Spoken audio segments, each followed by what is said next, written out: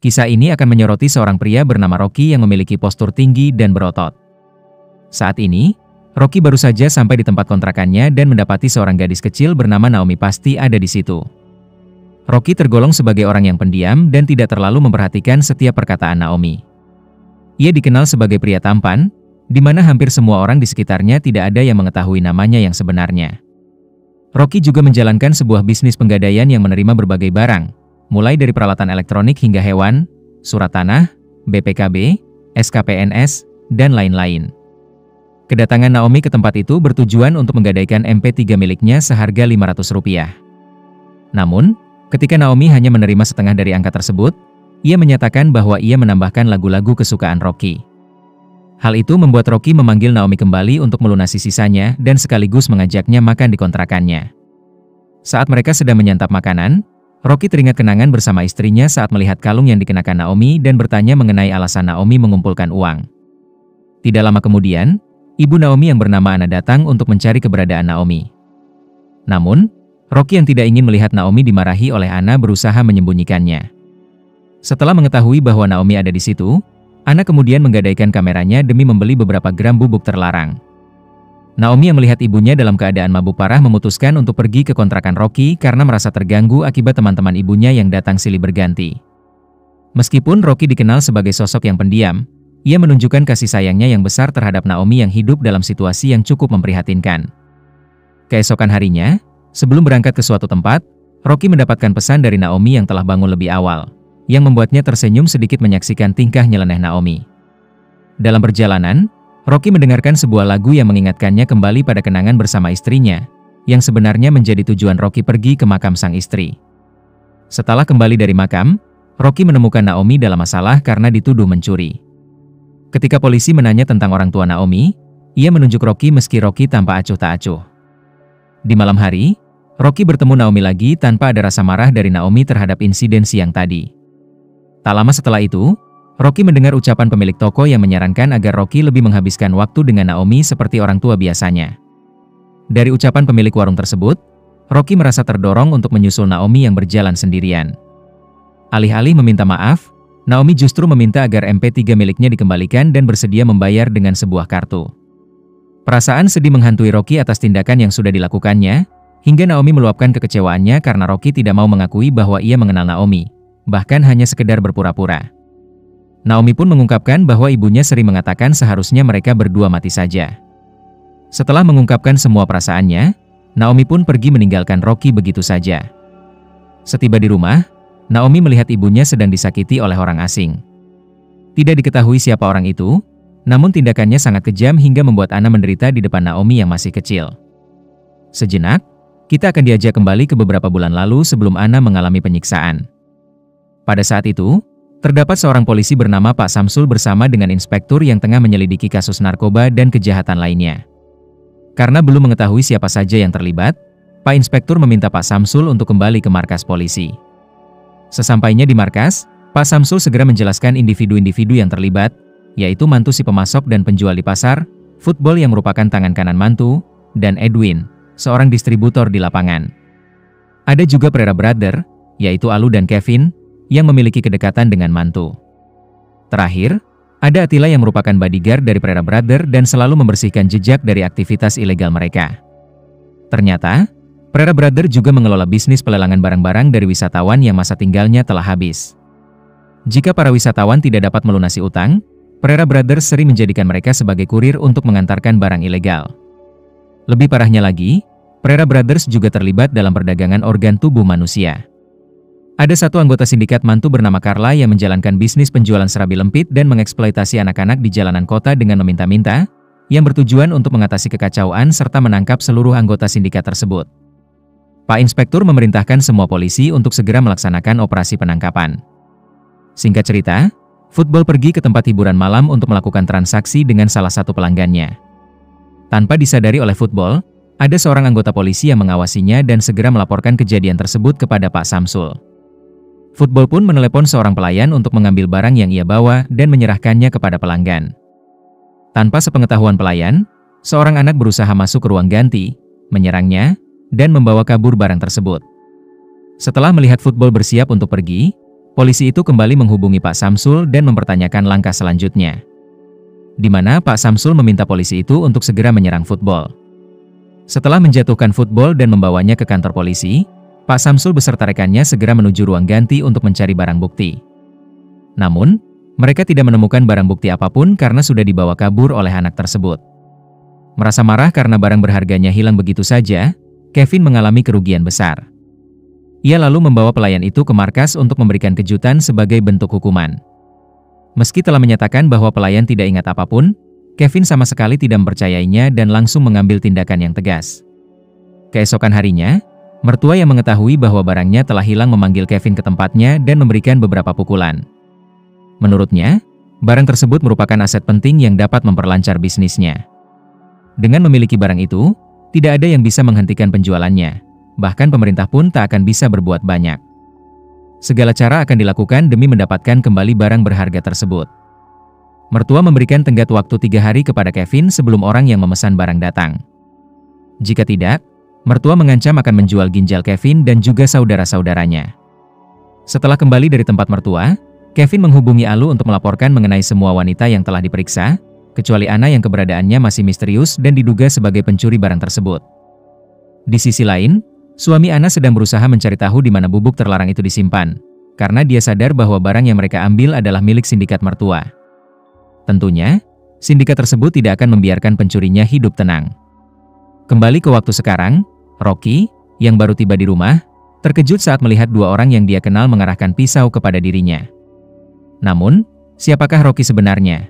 Karena wajahnya menunjukkan ketenangan meski dalam ancaman, dia dengan cepat merebut pisau itu dan menyerang mereka. Rocky pun segera mengirim Attila untuk mendapatkan tas milik Ana yang sebelumnya dipinjamkan kepada Rocky. Namun, karena Rocky adalah seorang pebisnis, ia meminta biaya sebesar Rp500 untuk menebus barang tersebut. Tak lama kemudian, Alu mengancam akan menghabisi Ana dan Naomi jika Rocky tidak menyerahkan tas tersebut. Sebelum pergi, Attila memberikan sebuah telepon seluler kepada Rocky.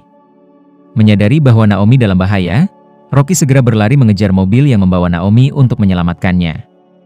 Namun, Rocky tidak dapat mengejar mobil itu, dan rasa bersalah pun menggerogotinya.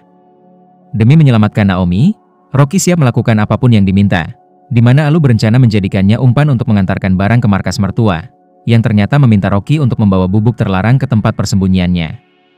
Pak Samsul, yang sedang sarapan, menerima informasi dari seseorang yang dikenal mengenai transaksi bubuk terlarang di sebuah gedung terbengkalai. Ia langsung memanggil beberapa anggota kepolisian dan bergegas menuju lokasi. Setibanya di sana, Rocky diantar menuju tempat mertua berada dan mendapat sambutan yang kurang baik. Namun, karena tugasnya hanya mengantarkan barang dan membawa kembali Naomi, ia pun bertanya tentang keberadaan Naomi kepada mertua, yang ternyata mereka telah dijebak oleh Kevin. Meski banyak anggota polisi ada di tempat tersebut, Rocky tak menghiraukannya. Karena tujuannya adalah untuk menangkap mertua dan menyelamatkan Naomi. Akan tetapi, saat Rocky mencoba mengejar mertua, ia terkejut melihat Ana dalam kondisi yang sangat parah. Peristiwa itu mengakibatkan Rocky harus dibawa ke kantor polisi. Meskipun para polisi tidak tahu siapa Rocky sebenarnya dan faktanya ia tidak terlibat dalam sindikat mertua, rasa penasaran tentang identitasnya membuat Pak Inspektur meminta Pak Samsul untuk menyelidiki rumah Rocky. Tak lama setelah itu, Pak Samsul menerima sejumlah informasi dari bawahannya mengenai Rocky.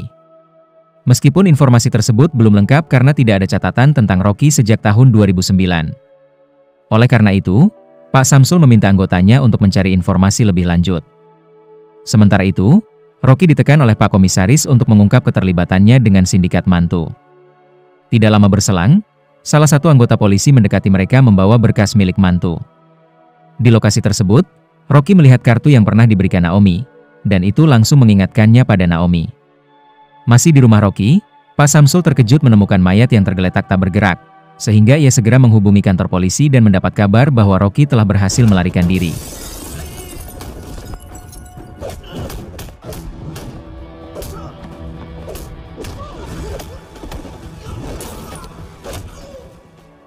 Tak lama kemudian, Pak Samsul mendengar berita tentang pelarian Rocky sekaligus terkejut dengan kemampuan Rocky yang bisa melumpuhkan semua petugas dalam waktu kurang dari 5 menit sambil membawa berkas berisi data-data mantu. Pak Samsul merasa aneh ketika mengetahui bahwa Rocky memiliki kode khusus sebagai produk sipil.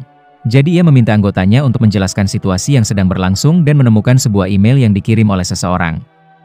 Sementara itu, Alu dan Kevin sedang bersama suami Ana karena terlibat dalam pencurian bubuk terlarang miliknya. Namun, pria tersebut mengaku bahwa ide tersebut berasal dari Ana. Ia kemudian mengklaim tidak mengenal Hansem.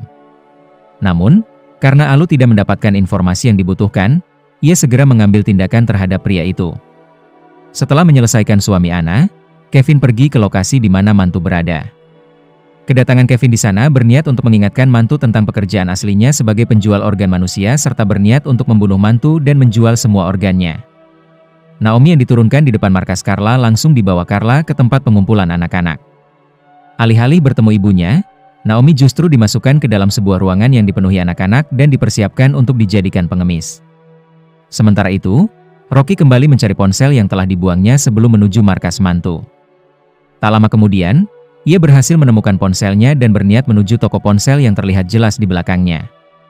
Dengan kemampuan bertarung yang luar biasa, Rocky membuat penjual ponsel sangat ketakutan dan langsung mengungkapkan informasi tentang pekerjaan Kevin sambil memberikan sebuah kartu yang akan membawanya ke tempat hiburan malam.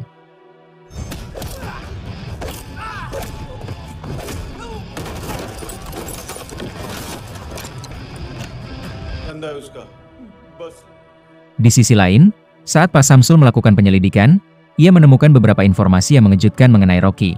Ternyata Rocky adalah seorang pembunuh profesional yang juga seorang agen rahasia yang dikenal dengan nama Rocky Hansome. Rocky sendiri merupakan seorang agen rahasia yang telah bekerja lebih dari 5 tahun dan menerima pelatihan khusus selama karirnya. Namun, menurut laporan resmi kepolisian, pada tahun 2008, Rocky mengalami kecelakaan dan sejak saat itu tidak ada informasi terbaru tentang dirinya. Tak lama setelah itu, Pak Samsul menerima berita dari anggotanya mengenai penjual HP yang telah dipukul beberapa kali oleh Rocky. Dari informasi yang diterima, Rocky sekarang menuju ke tempat hiburan malam. Karena Rocky ingin membebaskan Naomi, ia membawa salah satu anggota penjual HP yang bisa berfungsi sebagai penghubung dengan salah satu orang Kevin yang dapat membantunya mendapatkan barang yang dimaksud. Sesaat setelah tiba, Rocky bertemu Kevin yang terus-menerus berulah. Apakah karena ketidaktahuannya tentang siapa Kevin atau karena niatnya hanya untuk menyerang anak buahnya, Rocky bersikap acuh tak acuh dan tidak melakukan apa-apa. Meski begitu, harus merasa gelisah setelah mengetahui Rocky ada di situ dan segera mengirim Attila untuk menangani keadaan. Untuk menemukan orang yang membawa Naomi, Rocky menyuruh anak buah penjual HP tersebut untuk memberikan lokasi terkini. Dan tak lama setelah itu, Rocky menerima informasi mengenai keberadaan Naomi. Meskipun telah memperoleh informasi bahwa Naomi dikirim ke tempat Carla, Rocky dihalangi oleh Attila yang menyerangnya. Sehingga Rocky yang ingin mengejar Attila justru diserang ketika berada di tengah kerumunan sebelum dia dapat melanjutkan pengejaran. Rocky menerima sebuah ponsel dari Kevin yang membuatnya bergegas mengejar sekaligus berusaha melarikan diri dari kejaran polisi. Di tengah perjalanan, Rocky menerima telepon dari Kevin yang memberitahu bahwa seharusnya Rocky berada di balik jeruji besi. Di sisi lain, Rocky bertanya pada Kevin mengapa dia menghabisi Ana, sambil mengancam bahwa dia akan membalasnya. Sementara itu, para polisi didekati oleh komandannya karena mereka semua melakukan kesalahan dengan gagal menangkap mantu beserta barang buktinya. Namun Pak Samsul dengan tegas berjanji akan menangkap 2 mantu beserta Rocky. Mendengar itu, Pak Komandan mengingatkan Pak Samsul untuk tidak terlalu terburu-buru dengan Rocky.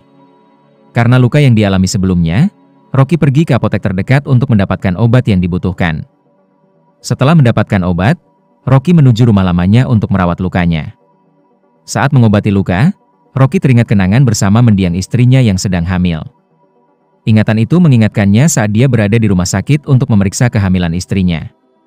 Namun, tanpa disadari, sang istri menjadi incaran musuh-musuhnya yang membuat Rocky merasa sangat sedih. Sekarang, Pak Samsul telah menerima informasi tentang Naomi yang sedang dicari Rocky dan dihargai Rp15.000 oleh seorang wanita. Informasi ini didapat Pak Samsul dari anak buah penjual HP. Ketika Rocky berhasil mendapatkan file milik mantu dan membukanya, dia mendapati lokasi salah satu markas milik Kevin. Namun tak lama, Pak Samsul meneleponnya dan mengabarkan bahwa Naomi masih hidup. Mendengar hal itu, Rocky mengaku bahwa Kevin adalah orang yang mengirimnya kepada mantu. Keesokan harinya, Pak Samsul pergi ke dermaga dengan niat untuk menemui Edwin.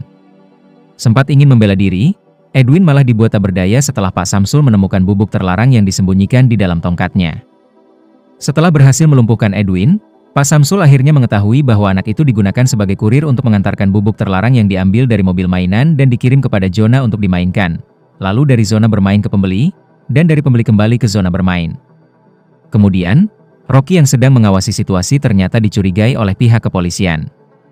Ia pun dikejar menuju sebuah bangunan.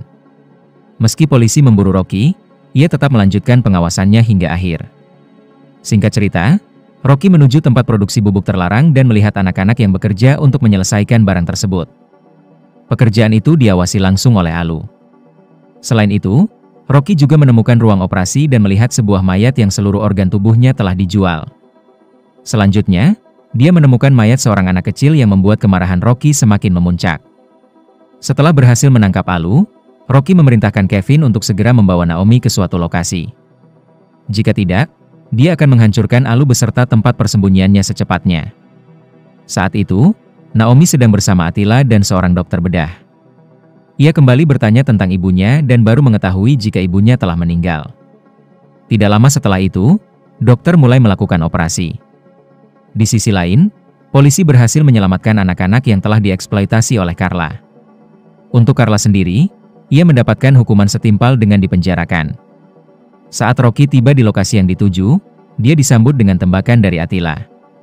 Di tempat tersebut, Kevin menunjukkan bola mata milik Naomi yang sudah diambil sebelumnya, membuat Rocky langsung merasa sedih dan marah kepada Kevin, yang memicu terjadinya pertarungan berkat keahliannya bertarung dengan penuh emosi. Karena sudah mengambil organ Naomi, Rocky dengan mudah mengalahkan hampir semua pasukan Kevin sendirian. Setelah berhasil menaklukkan semua anak buah Kevin, Rocky berencana mengambil bola mata Naomi. Namun, Attila justru menembaknya, membuat Rocky semakin marah. Attila sempat memberikan perlawanan yang menyebabkan Rocky mengalami beberapa luka. Meskipun demikian, pada akhirnya Rocky mampu mengalahkan Attila meski hanya dengan sisa tenaga yang ada. Kevin yang berusaha melarikan diri menghadapi Rocky yang sudah sangat marah kepadanya karena telah menghabisi seorang anak yang paling dicintainya. Walaupun awalnya Kevin merasa nyaman karena kaca mobilnya anti peluru, Rocky dengan pengalamannya berhasil menghancurkan kaca tersebut sekaligus mobil Kevin. Meski Rocky berhasil menaklukkan semua sindikat Kevin, ia merasa putus asa karena tidak bisa menyelamatkan Naomi dan berniat untuk mengakhiri hidupnya. Akhirnya, Naomi muncul dari kegelapan dan membuat Rocky merasa gembira pada saat itu. Rocky pun mengakui kepada polisi bahwa dirinya mengenal Naomi, yang dengan itu membuat Naomi sangat bahagia, apalagi Rocky sudah menganggapnya seperti anaknya. Tamat dengan akhir yang sangat menggugah emosi.